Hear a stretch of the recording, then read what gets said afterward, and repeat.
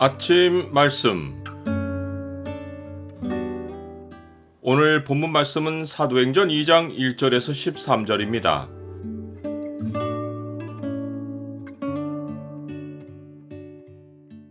주께서 성령을 주심으로 주의 백성을 모으신다.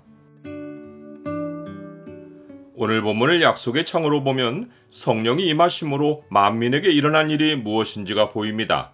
약속의 창을 보여주는 구절은 2장 8절입니다. 우리가 우리 각 사람이 난 곳 방언으로 듣게 되는 것이 어찌 됨이냐. 120명의 제자들이 한 곳에 모여 오로지 기도에 힘쓸 때 오순절 날이 되었습니다.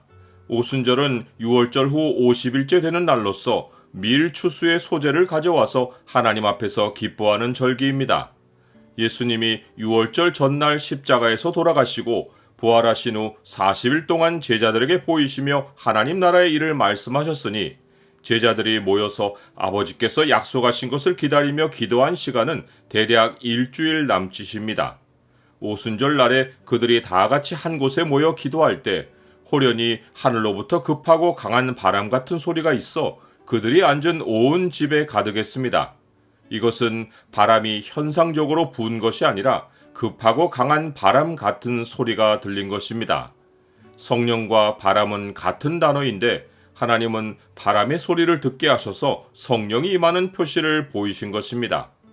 예수님도 성령을 바람에 비유하신 일이 있습니다.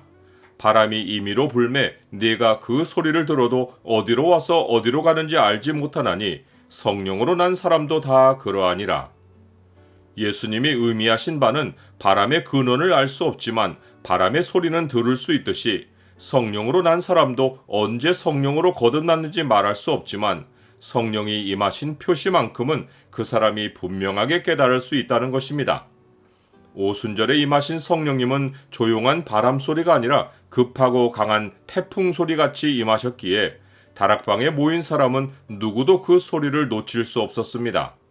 이 성령이 임하시는 모습은 소리로만 아니라 눈에도 현상으로 나타나는데 마치 불의 혀처럼 갈라지는 것들이 그들에게 보여 각 사람 위에 하나씩 임해 있었습니다. 불은 예로부터 여호와 하나님의 임재를 상징합니다. 여호와의 사자가 떨기나무 가운데서 나오는 불꽃 안에서 모세에게 나타났고 여호와 하나님이 시내산에 강림하실 때는 연기가 자욱하여 불 가운데서 임재하셨습니다. 그러하기에 모여있는 사람들이 불의 형태로 성령을 본 것은 모두가 하나님의 임재를 체험한 것을 확인해 주신 것입니다. 그것이 불의 혀처럼 갈라진 것은 하나님의 임재가 각 사람 위에 하나씩 임하신 것을 각자가 확인하게 해주신 것입니다. 이것은 요엘 선지자의 예언이 성취된 것을 의미합니다.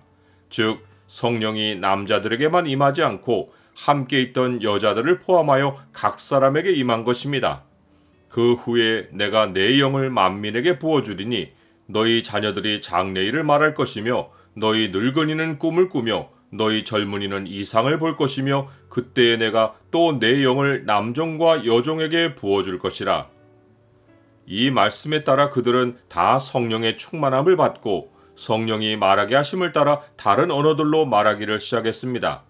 모여있는 무리는 유대인들이었지만 내가 내 영을 만민에게 부어주겠다고 하신 대로 그들은 다른 언어들을 말함으로써 열방에 흩어진 만민을 예표하는 자들이 되었습니다.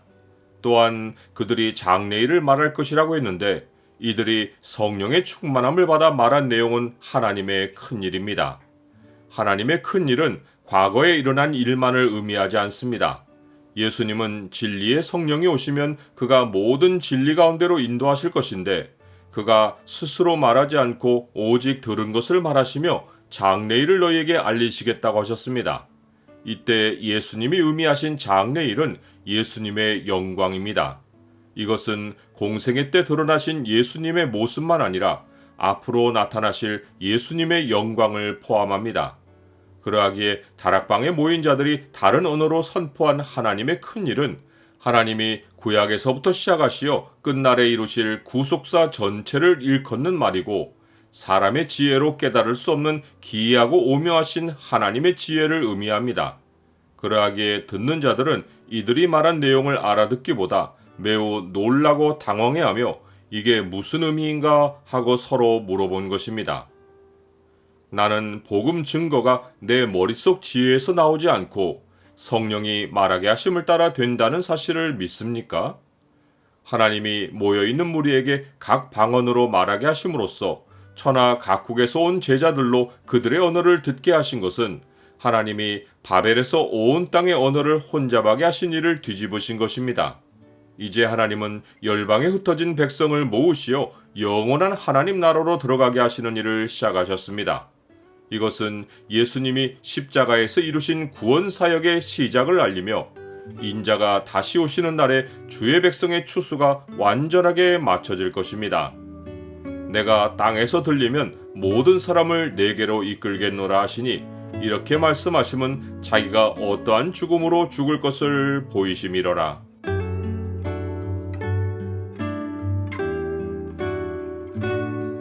주님, 성령이 만민에게 부어지심으로 열방에 흩어진 언어가 다른 주의 백성이 서로 한 마음으로 하나님의 큰 일을 말하게 되었습니다. 주께서 성령을 주신 사람들을 통해 복음이 증거되고 주의 백성을 모으시는 일을 이루시옵소서. 예수 그리스도의 이름으로 기도드립니다. 아멘.